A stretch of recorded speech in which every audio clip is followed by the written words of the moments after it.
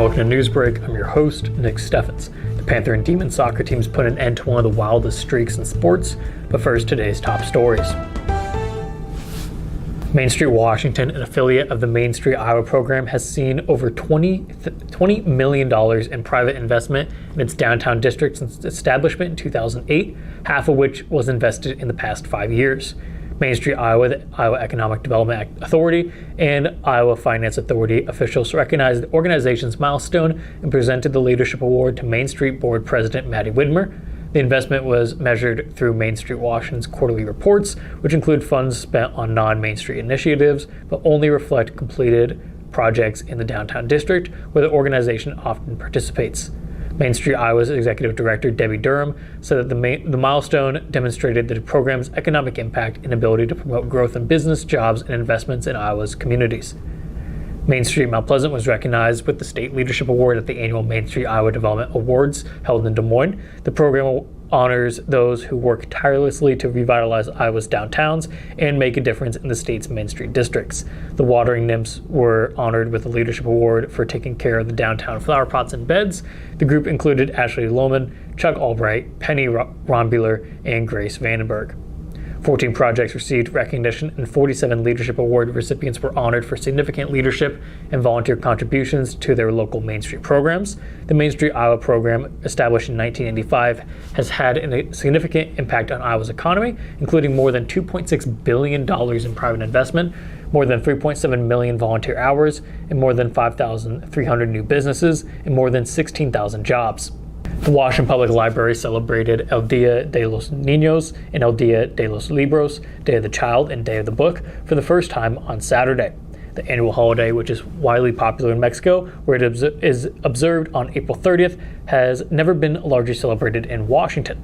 The library staff and members of the nonprofit group Latinos for Washington organized the event, complete with a bilingual storytime, piñatas, popcorn, and other activities, to emphasize the importance of literacy for children of all linguistic and cultural backgrounds.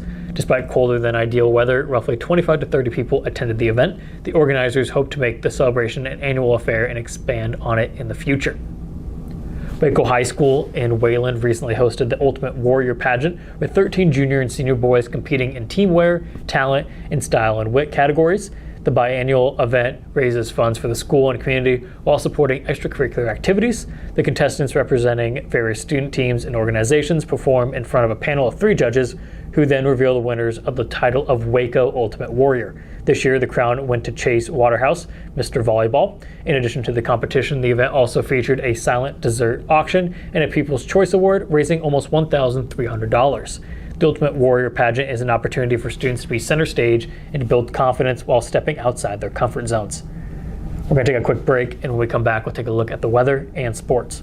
Since 1905, Kelowna Cooperative Technology Company has helped our community stay connected with the latest advancements in clear, dependable telecommunications services. KCTC provides rural Iowans with access to high-speed fiber internet, as well as phone, television, computer repair, and cybersecurity solutions.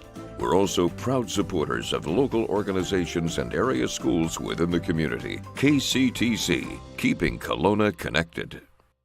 At the Capper Auto Group, we put our customers' needs first and understand that everyone is as different as the vehicle they select. We offer new Ford, Chevrolet, Buick, GMC, Jeep, Chrysler, Dodge, and Ram vehicles in a friendly environment that puts you in the driver's seat.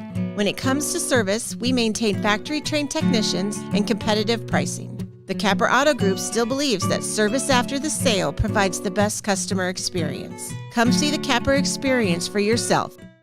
Hospice isn't a place, it's a type of care that focuses on living. Servicing a 7-county area, the Hospice of Washington County staff of nurses, social work, hospice aides, spiritual and grief support, volunteers, music and massage therapists are able to provide free end-of-life care where the patient lives.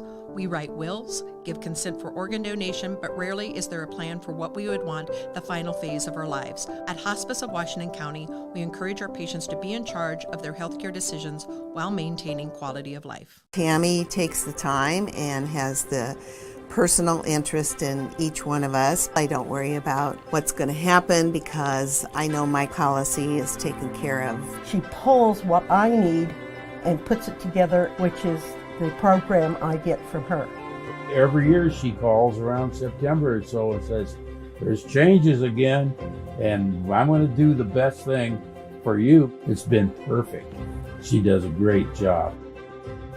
Welcome back to Newsbreak. I'm your host, Nick Steffens. With your 5-day forecast coming up, first obituaries. Helen Hennies of Fort Madison passed away on April 13th at the age of 104. Schmidt's Funeral Home is in charge of the arrangements. Justin Keith Shy of Sigourney passed away on April 18th at the age of 42. A memorial service will be held on April 29th at 11 a.m. at the Ollie Baptist Church. Home Funeral Home is in charge of the arrangements. James Orville Manley of Washington passed away at the age of 78. A funeral service will be held at 10:30 a.m. April 28th at the Jones and Eden Funeral Home. That was obituaries. It is now time for your 5-day forecast. Today has been 61 degrees and partly cloudy. Tomorrow temperatures will rise up to 70 degrees and it'll be partly cloudy. Friday will be more of the same with a high of 7 degrees and partly cloudy skies.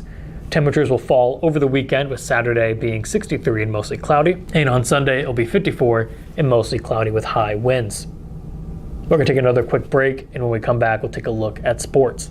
Federation Bank is a locally owned bank providing award-winning customer service.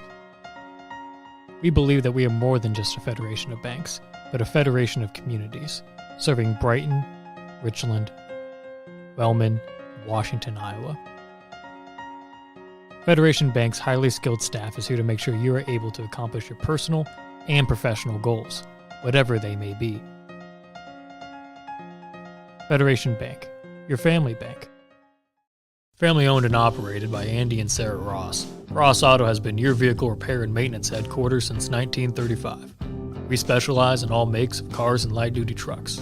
With our variety of available services, let us help you keep rolling and your vehicle operating efficiently.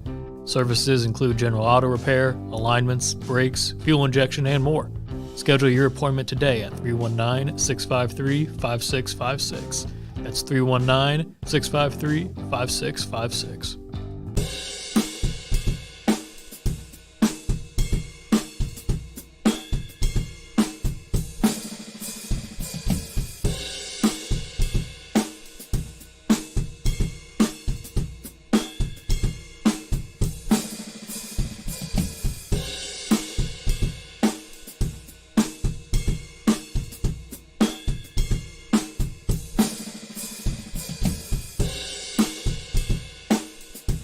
Welcome back to Newsbreak. I'm your host, Nick Steffens.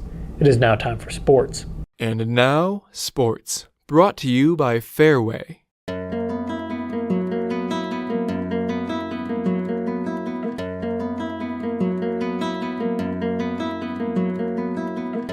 After a ridiculous 7-game overtime streak between the Mount Pleasant and Washington girls soccer teams, Thursday's game finally ended in regulation. On the Panthers senior night, Mount Pleasant won 3-0 over the rival Demons, earning revenge for a shootout loss earlier this year. Manning had 2 goals in the game, one in the first half and one in the second. She was out with an injury the last time the two teams played. The now extinct 7-game overtime streak began on April 22, 2019, when Mount Pleasant beat Washington 1-0 in an overtime game. The Demons later repaid the Panthers with a 2-1 golden goal win in Mount Pleasant. Over the 7-game streak, Washington won 4 games, and Mount Pleasant won 3. The last time the two teams had ended a game in regulation came when Mount Pleasant beat Washington 4-0 back when I was a senior on May 10, 2018. Washington and Mount Pleasant boys soccer met for the second time this season on Monday night. The Demons were winners in the first Southeast Conference clash between the two squads, 5-0, and in the second meeting, Washington topped Mount Pleasant once again, 5-1. Washington improves to 6-2 on the season, while Mount Pleasant drops to 3-5. The Demons will go head-to-head with Fort Madison, who is 9-0 on the year, on Thursday. Mount Pleasant will face off with Keokuk, who is 2-6. The Washington boys golf team completed a perfect season in the Southeast Conference regular season on Monday. After winning every other meet in league play this season, Washington grinded out a 5-stroke win over Fairfield at Schaefer Memorial Golf Course in Fort Madison. The Demons shot 163 for first place. Fairfield took second, shooting 168, and Mount Pleasant finished 15 strokes behind the Trojans with 138 for third. With the win, Washington wrapped up the 2023 SEC regular season championship. The Demons were led by Roman Roth, who shot a 38 to win medalist honors by 2 strokes. Rajan Roth was right behind Roman, shooting a 40. Mount Pleasant's Nate Disming led his team, shooting 43 on the day. Reese Kaufman was close behind him with a 44. Overall, Washington's stroke total of 928 in the regular season helped them win the championship by 79 points. Mount Pleasant finished third with 1,106. Individually, Washington's Roman Roth had a stroke total of 180, which was calculated without his worst score added. Rajan Roth was right behind him with 182, and Conrad's 197, earning the Demons the top 3 score overall.